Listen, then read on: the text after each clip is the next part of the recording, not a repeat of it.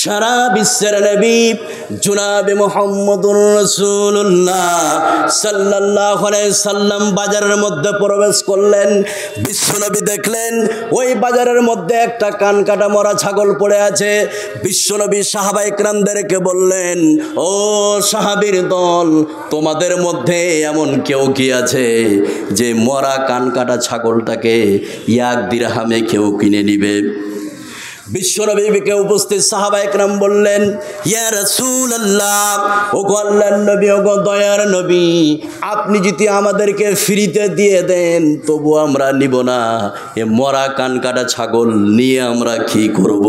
বিশ্বনবী উপস্থিত সাহাবীদেরকে বললেন, সাহাবীর দল, তোমরা শুনে নাও, এই মরা কান কাটা ছাগলের দাম যতটুকু তোমাদের কাছে আছে আল্লাহ রাব্বুল আলামিনের কাছে সারা পৃথিবীর দাম ততটুকু নয়। জোরে বলুন সুবহানাল্লাহ। মরা কান কাটা ছাগল নিবেন ভাই? নিবেন কি? নিবেন না। তো আপনার কাছে যতটুকু দাম, এই পৃথিবীর দাম আল্লাহর কাছে ততটুকু নয়। তাহলে পৃথিবীর কোনো দামই আল্লাহর কাছে নাই। পৃথিবীর দাম যদি আল্লাহর কাছে থাকতো, যদি পৃথিবীর দাম যদি আল্লাহর কাছে থাকতো, তাহলে পৃথিবীতে কোনো কাফের বেঈমানকে 1 ঢোক পানি পান করতে আল্লাহ দিতেন না। তো দেখা যায় যারা মুমিন বিশ্বে পৃথিবীতে, তাদের থেকে কাফেররা সব থেকে সুখে জীবনযাপন করছে। আছে না নাই? আছে। তো পৃথিবীর দাম নাই বলে তারা আজকে সব থেকে সুখে আছে। কথা বলছেন না? এবার আপনাদেরকে একটা কোশ্চেন করবে, এখানে যতগুলো লোক আছেন ভালো করে শুনুন। এই পৃথিবী আমাদের জন্য স্থায়ী না অস্থায়ী? একটু বলুন। অস্থায়ী। কতটা অস্থায়ী একটা আয়াতের মাধ্যমে আপনি বুঝতে পারবেন। খালি একটু খেয়াল করুন, যতগুলো লোক আপনারা এখানে আছেন খালি একটু খেয়াল করুন। তো এই পৃথিবী আমাদের জন্য হচ্ছে অস্থায়ী, এটা চিরস্থায়ী নয়। পৃথিবীতে আমরা এই পৃথিবীতে যে আছি এটা আমাদের জন্য স্থায়ী নয়, এটা হচ্ছে অস্থায়ী। এটা হচ্ছে কি? অস্থায়ী। কতটা অস্থায়ী? এবার একটা আয়াত বলার পূর্বে আমি একটা কথা বলবো, তাহলে বুঝতে পারবেন। 200 বছর আগে একটা বাক্স থেকে বা আলমারি থেকে একটা দলিল বের করেছে। দলিলে লেখা আছে আব্দুল কুদ্দুস, এই ডিহিতে তোর বাড়িটা ছিল, কিন্তু বাড়িটা আছে কিন্তু লোকটা নাই। 50 বছর পরে দলিল দেখছে আব্দুল কুদ্দুসের নাম উড়িয়ে দিয়ে আব্দুল খালেক বসেছে। যে ডিহিটা আব্দুল কুদ্দুসের ছিল 50 বছর পরে দেখা গেল ওটা হচ্ছে আব্দুল খালেকের ডিহি। আছে না? তারপরে দেখা গেল যে 20 বছর পরে আব্দুল মালিকের। তাহলে ওই জমিটা, ওই ডিহিটা আসলে কার? আগে ছিল খালেকের, তারপরে মালিকের, তারপরে আব্দুল কুদ্দুসের আসলে এইভাবে। তাহলে বুঝে নিতে হবে এই পৃথিবী, এই জমি জায়গা, এই ডিহি কাহরুর নয়। সময় সাপেক্ষে চেঞ্জ হয়ে যাবে। পৃথিবী আপনাকে থুতে দেবে না, আপনার নামকে মুছে দিবে। কতটা অস্থায়ী? এবার আয়াতটা বলছে, একটু খেয়াল করুন, তাহলে বুঝতে পারবেন। আল্লাহ রাব্বুল আলামিন বলেন, তা'রুজুল মালাইকাতু ওয়ার রূহু ইলাইহি ফি ইয়াউমিন কানা মিকদারুহু 50 আলফ সানা। আল্লাহ রাব্বুল আলামিন বলেন, শুনে নাও, এই বিশ্বের, এই পৃথিবীর 50,000 বছর সমান আখিরাতের একদিন সমান পৃথিবীর 50,000 বছর। পৃথিবীর 50,000 বছর সমান আখিরাতের একদিন সমান পৃথিবীর 50,000 বছর। এই পৃথিবীর 50,000 বছর সমান আখিরাতের একদিন। জোরে বলুন সুবহানাল্লাহ। এবার হিসাবটা আপনাকে বলছি, খুব সহজে বুঝতে পারবেন। এখানে যতগুলো লোক আপনারা বসে আছেন, একটা মোবাইলকে বের করুন। এবার 50,000 ক্যালকুলেটরে লিখুন। 50,000 লিখে আপনি 60 দিয়ে ভাগ করেন। কত দিয়ে বললাম? 60 দিয়ে ভাগ করেন, তাহলে ঘন্টা বের হবে। এবার 60 দিয়ে ভাগ করে যে ভাগফলটা বের হবে, ওই ভাগফলটাকে আবার আপনি যে আপনি 50,000কে 24 দিয়ে ভাগ করেন। 24 দিয়ে, এবার 24 দিয়ে ভাগ করলে ঘন্টা বের হয়ে যাবে। এবার 24 দিয়ে ভাগ করে যে ভাগফলটা বার হবে, ওই ভাগফলটাকে আবার 60 দিয়ে যদি ভাগ করেন তাহলে মিনিট বের হবে। সেটা কেমন? তাহলে আখেরাতের 1 মিনিট সমান পৃথিবীর 34 বছর। কত বললাম? পৃথিবীর 34 বছর। আখেরাতের 1 মিনিট সমান পৃথিবীর 34 বছর। তাহলে এই পৃথিবীতে 34 আর 34কে যদি আপনি ভাগ করেন, 68 বা 77 ধরলাম, তো পৃথিবীতে কোনো মানুষ যদি 70 বছর বাঁচে, তাহলে আখেরাতের দিনের তুলনায় এই বিশ্বের পৃথিবীতে মানুষটা 2 মিনিট বাঁচলো। কত বললাম? এই কথা বলুন, কত বললাম? 2 মিনিট বাঁচলো। আল্লাহ বলছেন এই পৃথিবীর 50,000 বছর সমান একটা দিন হবে। এটাকে হিসাব করে দেখা যায়, এই পৃথিবীতে কোনো মানুষ যদি 68 বা 70 বছর বাঁচে, তাহলে আখেরাতের দিনের তুলনায় এই পৃথিবীতে সে ব্যক্তি কয় মিনিট বাঁচলো? এই কথা বলুন, 2 মিনিট। এবার একটা মজার কথা বলছি, এখানে যতগুলো লোক আপনারা বসে আছেন একটু খেয়াল করুন।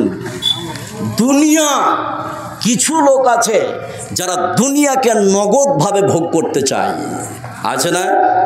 সেটা কিভাবে বুঝবেন? ছোট্ট একটা কথা বললে, আয়াতটা বললে খুব সহজে বুঝতে পারবেন। একজন ব্যক্তি 5টা বেটাকে নিয়ে বসেছে বাড়িতে, বসে গল্প করছে। গল্প কি?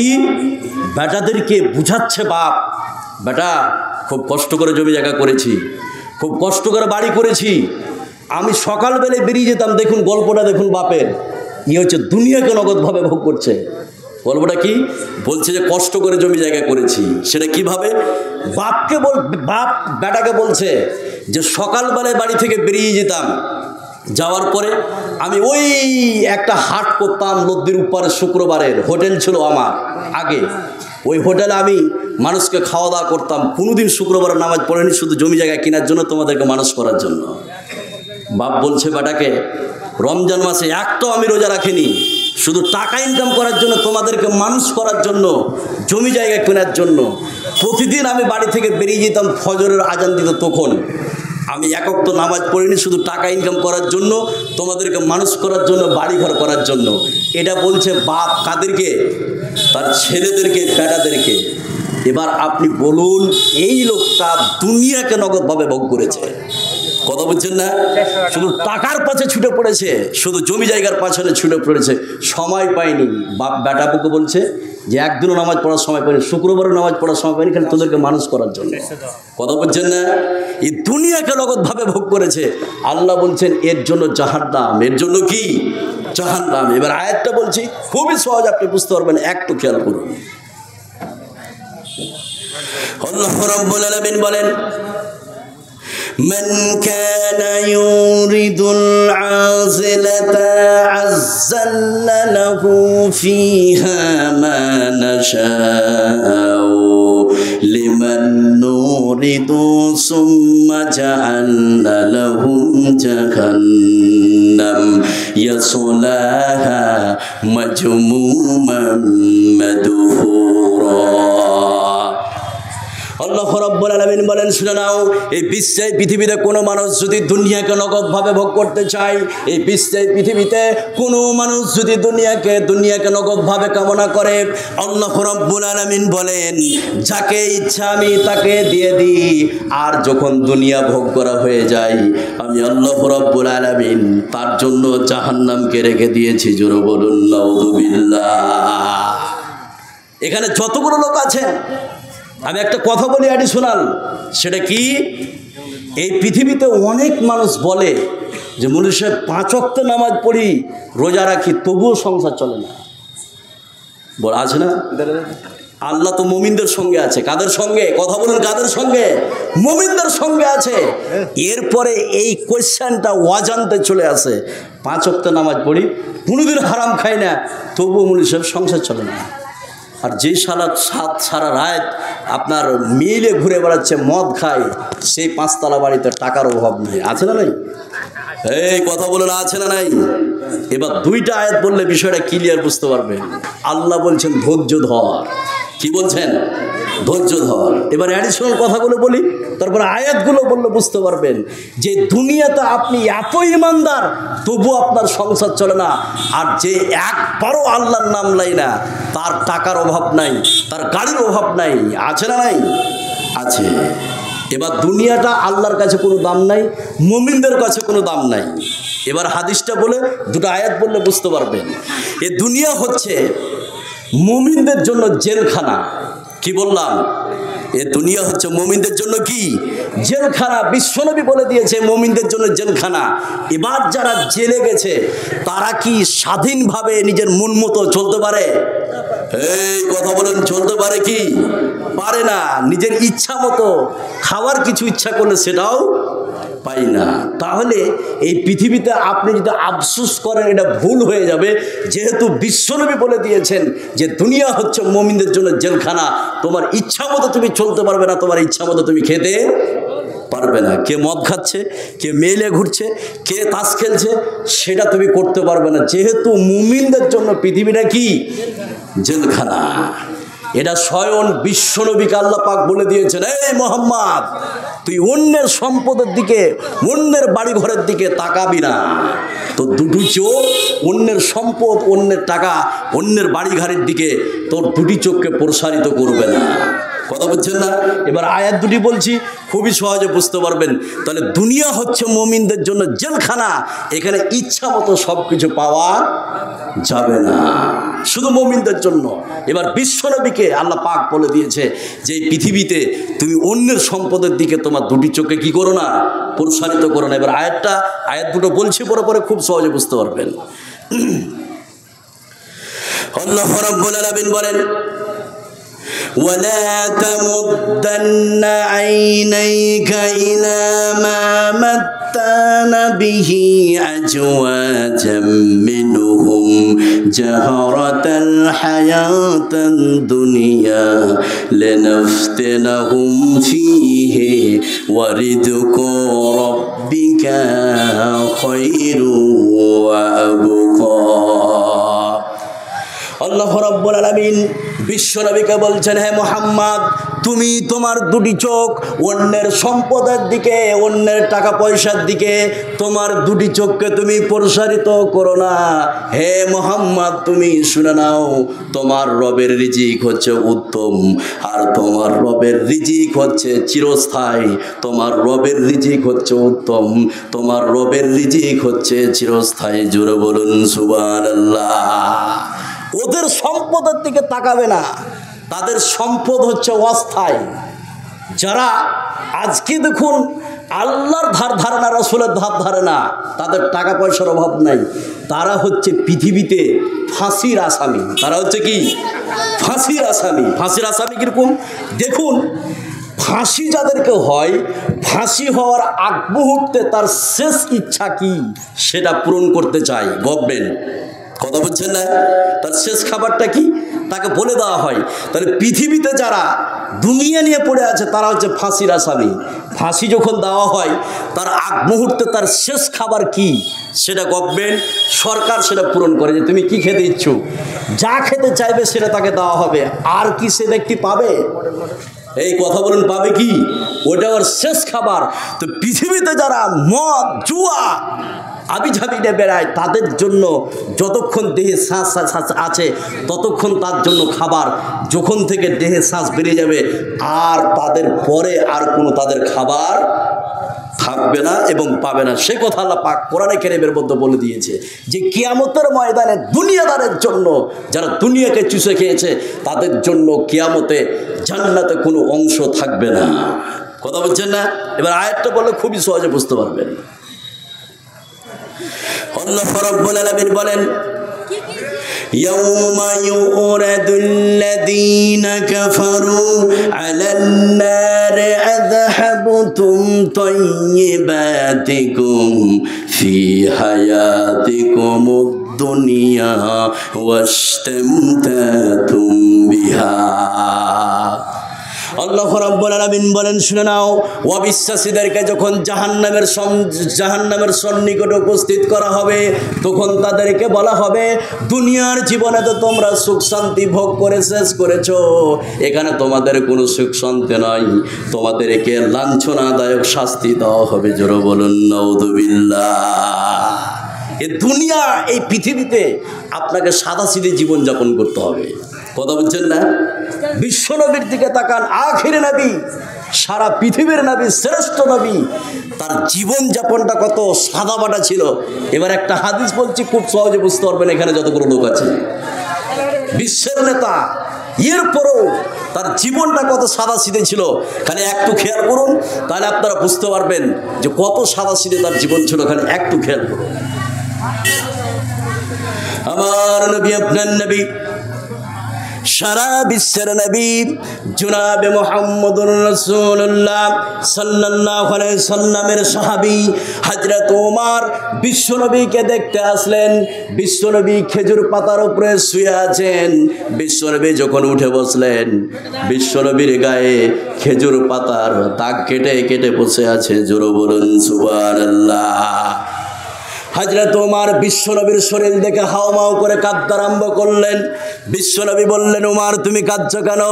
হযরত ওমর বললেন, ইয়া রাসূলুল্লাহ, ওগো আল্লাহর নবী, ওগো দয়ার নবী, রোম আর পারস্যের রাজা বাদশারা দুনিয়ার কত শান সৈকত নিয়ে আছে, আর আপনি আখির নবী খেজুর পাতার চাটাহের উপরে শুয়ে আছেন। বিশ্বনবী ওমরকে বললেন, ওমর তুমি কি এটা বিশ্বাস করো না, তুমি কি এটা মানো না যে তারা দুনিয়া লাভ করুক আর আমরা আখিরাত লাভ করি? উমার তুমি কি এতই খুশি নাও যে তারা দুনিয়া লাভ করুক আর আমরা আখিরাত লাভ করি? তারা দুনিয়া লাভ করুক আর আমরা আখিরাত লাভ করি। জোরে বলুন সুবহানাল্লাহ। এটা হচ্ছে দুনিয়া। এবার আখিরাতটা কত কঠিন। এতক্ষণ যে আমি বললাম দুনিয়া এবং আখিরাতটা শুনলে আপনি চমকে যাবেন। সুন্দর রাজি আছেন? আছেন? আচ্ছা, এই দাঁড়ায়, ওখানে দাঁড়ায়েন না ভাই, চলে ওখানে সরেন সরেন।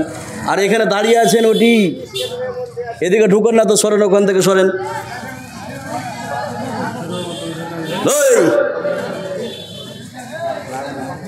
ভলেন্টিয়ার নেয় নাকি? ওরা ভাষা বুঝছে না? হ্যাঁ চলো না। আচ্ছা, এবার শুনুন, এতক্ষণ যে আপনাদেরকে বুঝালাম সেটা হচ্ছে দুনিয়া। দুনিয়াটা কিছু বুঝতে পেরেছেন ভাই? যারা শুরু থেকে শুনেছেন বুঝতে পেরেছেন? এবার আসুন আখিরাত। যারা দুনিয়াকে ভালোবাসছে তাদের আখিরাত কত কঠিন। এবার আমি একটা একটা করে বলবো, আপনি শুনলে চমকে যাবেন। এখানে অ্যাডিশনাল কিছু কথা বলি, একটু খেয়াল করুন। আপনাদের জানা থাকলে উত্তর দিবেন, একটু এদিকে খেয়াল করুন, আর জানা থাকলে উত্তর দিবেন, তাহলে আখিরাতটা বোঝা সহজ হয়ে যাবে। সেটা কি? এখানে যতগুলো লোক আপনারা বসে আছেন, আমি যদি আপনাদেরকে কোশ্চেন করি একটা, সেটা হচ্ছে কি, যে মুরগির বিপরীত কি? কেউ বলতে পারবেন? মুরগির বিপরীত অপোজিট কি? মুরগা। এবার যদি বলি গাভীর বিপরীত কি? কি বলবেন? বলদ বলবেন, তাই তো? দিনের বিপরীত কি? রাত। ছায়ার বিপরীত কি? রৌদ্র। আর দুনিয়ার বিপরীত কি? আখিরাত। দুনিয়ার বিপরীত কি? আখিরাত। এই বুঝছেন? বুঝছেন? দুনিয়ার বিপরীত হচ্ছে আখিরাত। তাহলে দুনিয়াকে যারা ভালোবেসেছে তাদের আখিরাতে কিছু নাই। দুনিয়ার বিপরীত হচ্ছে আখিরাত। যেমন দেখুন, এই যে পেপারটা, কাগজটা, এখানে কিছু লেখা নাই, এটা হচ্ছে দুনিয়া। যারা দুনিয়াকে ভালোবেসেছে এইভাবে দুনিয়াকে সাজায়। আর এই পাতাটাকে উল্টে দেন, কিছু আছে? এই কথা বলুন, কিছু আছে পাতাটাই? কিছু নাই। তাহলে দুনিয়াকে যারা এইভাবে সাজিয়েছে তাদের পাতা উল্টে গেলে এই পাতায়, তার মানে আখিরাতে তাদের কিছুই নাই। এবার আপনাকে আমি বলি আখিরাত কত কঠিন। কয়েকটা তথ্য দিলে আপনি অবাক হয়ে যাবেন। আমি আগে বলবো আখিরাতের যতগুলো স্তর আছে তার মধ্যে 3টি ভয়ঙ্কর স্তরের কথা বলবো আপনাকে। এবার একটা একটা করে শুনুন, তাহলে বুঝতে পারবেন। আগে প্রথমে একটা হাদিস বলবো, তারপরে স্তরগুলো বলবো, আখিরাতের স্তর। 3টি কঠিন স্তরের কথা বলবো। হাদিসটা কি? হযরত আয়েশা রাদিয়াল্লাহু তাআলা আনহা, তিনি একদিন কান্না করছিলেন বাড়িতে। বিশ্বনবী হঠাৎ আসলেন। আসার পরে আয়েশাকে বললেন, আয়েশা তুমি কাঁদছো কেন? কে তোমাকে কাঁদিয়েছে? হযরত আয়েশা বললেন, ইয়া রাসূলুল্লাহ, কেউ আমাকে কাঁদায়নি। জাহান্নামের কথা আমার মনে পড়েছে, জাহান্নামের শাস্তির কথা মনে পড়েছে, আখিরাতের কথা মনে পড়েছে, এই জন্য আমি কান্না করছি। হযরত আয়েশা বিশ্বনবীকে বললেন, ইয়া রাসূলুল্লাহ, ওই আখিরাতের ময়দানে, ওই কিয়ামতের ময়দানে আপনি কি আপনার পরিবারকে কয়ে মনে রাখতে পারবেন? হযরত আয়েশা বলছেন কাকে? বিশ্বনবীকে। কাকে বলছেন? বিশ্বনবীকে।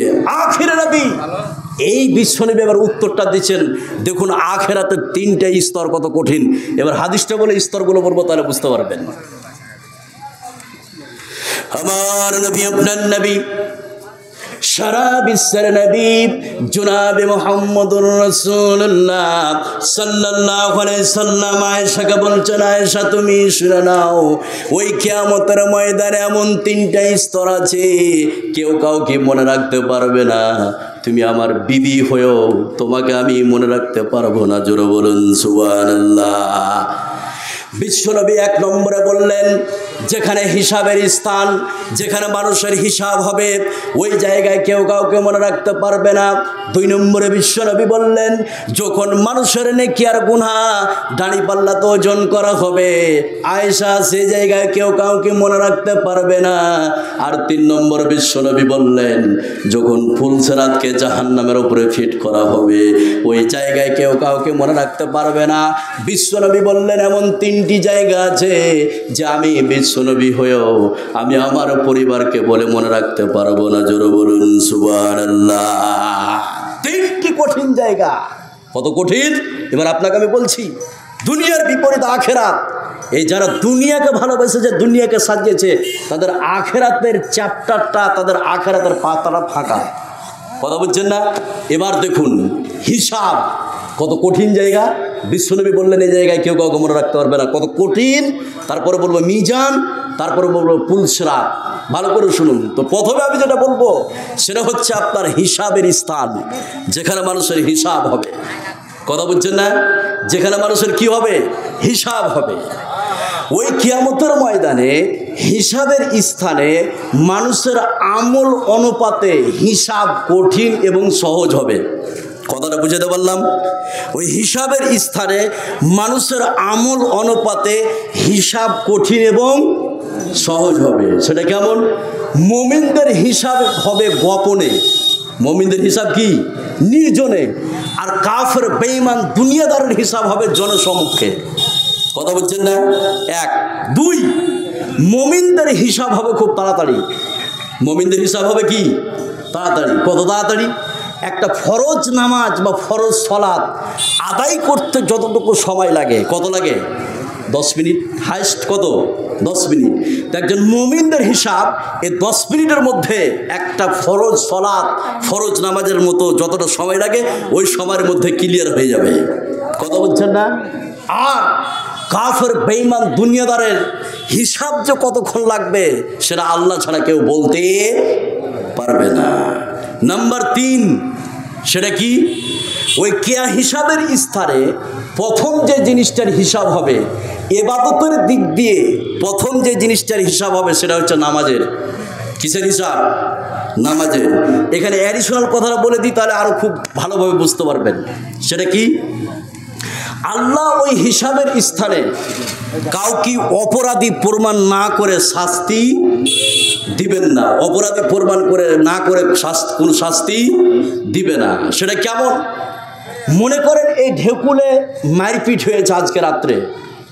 এই মওলানা সাহেব ছিল ওর শ্বশুরের বাড়িতে, দেখা গেল সকালবেলায় থানাতে কেস, তার নামে 1 নম্বর জানা না যে ঝগড়া হয়েছে। এরকম আছে না নাই? এই কথা বলে না, আছে না নাই? আছে। এবার পুলিশ তাকে তুলে নিয়ে যে পিটাচ্ছে থানাতে, আসলে ও জানা না যে ঝগড়া হয়েছে। এটা পুলিশ কিছু প্রমাণ করতে পেরেছে? ওকে মারছে এমনিতে? কোনো প্রমাণ আছে? কোনো প্রমাণ নাই। ও অপরাধ করেনি, ওর নামে 1 নম্বর কেস, ওকে তুলে নিয়ে যে পিটাচ্ছে। এরকম আছে না নাই? কিন্তু আল্লাহর হিসাবটা এরকম নয়। আল্লাহ আপনাকে অপরাধী প্রমাণ করেই আপনার পিছনে লাঠি ধরবে। আছে না নাই? এবার কত রকমভাবে আপনাকে অপরাধ প্রমাণ করবে যারা দুনিয়াদার।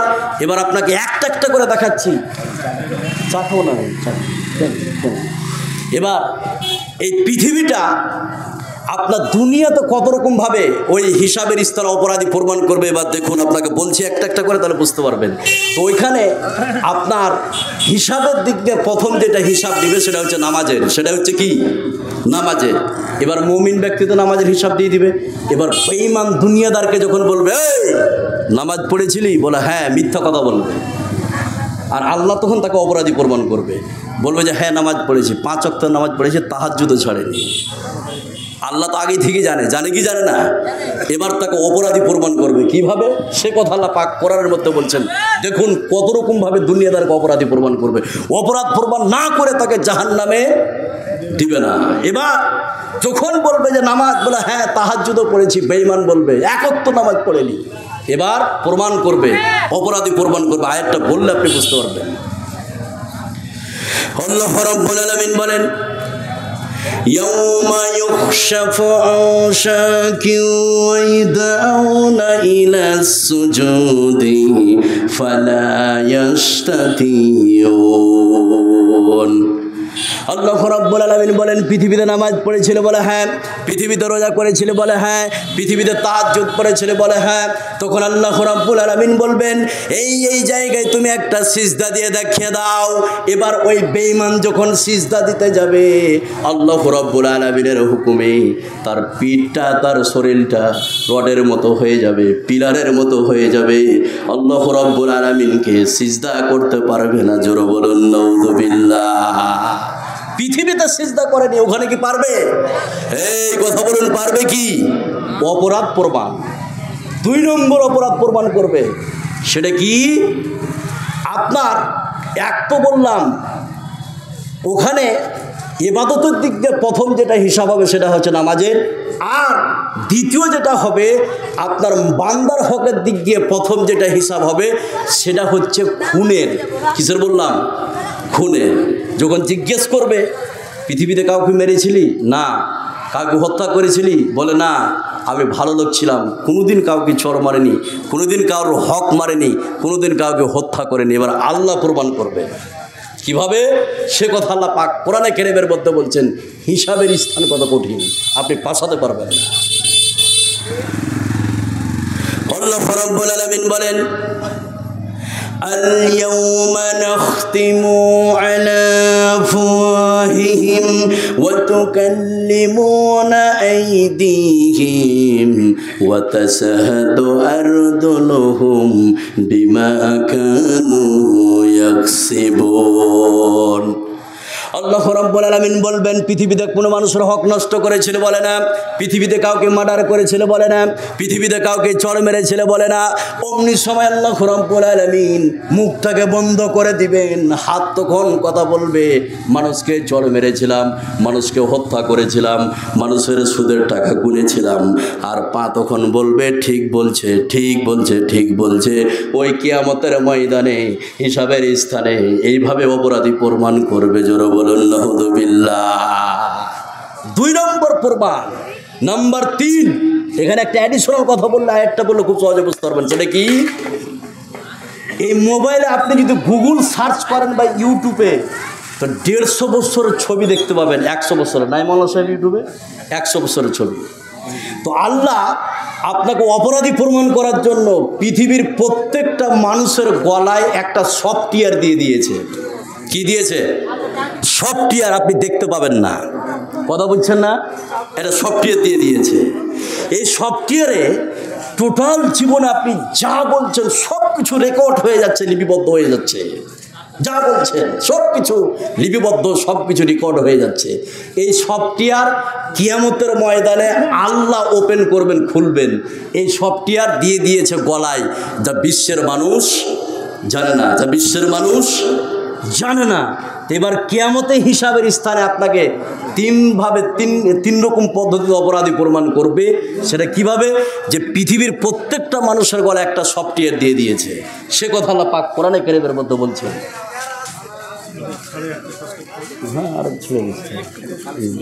এবার আপনাকে আমি যেটা বলছি, যে এই সফটওয়্যার আল্লাহ পাক দিয়ে দিয়েছে, আপনি পাছাতে পারবেন না, এই হিসাবের স্থানে ধরা পড়ে যাবেন। সে কথা আল্লাহ পাক কোরআনে কারীমের মধ্যে বলছেন। আল্লাহ রাব্বুল আলামিন বলেন, وَكُلَّ إِنسَانٍ أَلْزَمْنَاهُ طَائِرَهُ فِي عُنُقِهِ وَنُخْرِجُ لَهُ يَوْمَ الْقِيَامَةِ كِتَابًا يَلْقَاهُ مَنشُورًا। আল্লাহ রাব্বুল আলামিন বিশ্বের প্রতিটি মানুষের গলায় আল্লাহ পাক একটা সফটওয়্যার দিয়ে দিয়েছেন। এই সফটওয়্যারে বিশ্বের সমস্ত কথা রেকর্ড হয়ে যাচ্ছে। আর ওই কিয়ামতের ময়দানে আল্লাহ রাব্বুল আলামিন তোমাদের সম্মুখে ওই সফটওয়্যারকে ওপেন করে দিবে বই আকারে, আর সমস্ত কিছু তাতে লেখা আছে। জোরে বলুন সুবহানাল্লাহ। তুমি প্রমাণ হয়ে যাবে অপরাধী। শুধু তাই নয়, আর এক রকমভাবে আপনাকে অপরাধী প্রমাণ করবে, পাছাতে পারবেন না। সেটা কি? এখানে যতগুলো লোক বসে আছেন প্রত্যেকটা ব্যক্তির ঘাড়ে 2টো করে ফেরেশতা। এটা জানেন? এই জানেন কি? জানেন? লিপিবদ্ধ করছে ভালো আর খারাপ আমল। এই জন্য 6টা জিনিসের উপরে ঈমান আনতে হবে, তার মধ্যে ফেরেশতা। দেখে বলো সে 6টা জিনিসের উপরে ঈমান আনতে হবে, তার মধ্যে একজন হচ্ছে কি আছে? ফেরেশতা। এই ফেরেশতাকে বলে খেয়াল কর, তোর বিরুদ্ধে একজন আছে। কার সাথে ফোনে কথা বলিস, সুদের টাকা গুনছিস, মিথ্যা কথা বলছিস, তোর অজান্তে লিপিবদ্ধ হয়ে যাচ্ছে সব। কিয়ামতের ময়দানে তুমি পাছাতে পারবে না। আল্লাহকে যদি বলো আমি কোনোদিন মিথ্যা কথা বলিনি, রাত্রি 12টার সময় কোনো মেয়ের সঙ্গে কথা বলিনি, আল্লাহ এই যে ফেরেশতা ঘরে বসিয়ে রেখেছে, লিপিবদ্ধ করে দিয়েছে, কিয়ামতের ময়দানে দেখিয়ে দিবে কে? এই কথা বলুন, দেখাবে কে? আল্লাহ। সে কথা আল্লাহ পাক কোরআনে কারীমের মধ্যে বলছেন। আল্লাহ রাব্বুল আলামিন বলেন আনিল ইয়ামিনে ওয়া আনিস শিমালি কাইদ মা ইয়ালফিযু মিন কাওলিন ইল্লা লাদাইহি রাকিবুন আতীদ। প্রত্যেকটা মানুষের ঘাড়ে 2জন ফেরেশতা আছে, যে সমস্ত ভালো এবং খারাপ কর্মকে লিপিবদ্ধ করা হচ্ছে। কিয়ামতের ময়দানে সেটা দেখানো হবে। তো হিসাবের স্থানে আপনাকে এভাবে অপরাধী প্রমাণ করবে। এবার 2 নম্বর স্থান হচ্ছে মিজান, দাঁড়িপাল্লা। তারপরে আসছে ফুলসেরাত। ফুলসেরাতটা কত কঠিন, এই ফুলসেরাতের তাফসীর সূরা হাদীদের মধ্যে বলে দিয়েছে। সময় সাপেক্ষে আপনাকে বলা হবে। ফুলসেরাতের বিস্তারিত তাফসীর আপনি দেখবেন সূরা হাদীদের মধ্যে, ফুলসেরাত কত কঠিন। এবার এখানে যতগুলো লোক আছেন আমি অ্যাডিশনাল কথা বলি। আপনার এলাকারই লোক আর 2জন বাহিরকার মেহমান আছে। আমার একজন ওস্তাদ, বিখ্যাত আলেম হাবিবুর রহমান সালাফি, তার কাছে আমি পড়েছি 4 বছর। কি ইলিমের দরিয়া, আল্লাহ কি তাদেরকে আলেম বানিয়েছেন, তার মুখ থেকে শুনবেন। আর আরেকজন আমার ভাই আছেন হানজালা, পাকুড় থেকে এসেছেন, মুর্শিদাবাদ থেকে, তার মুখ থেকেও শুনবেন। 2জন বক্তা আছেন। তা আমি আর কথা লম্বা করবো না, আমি এলাকার মানুষ।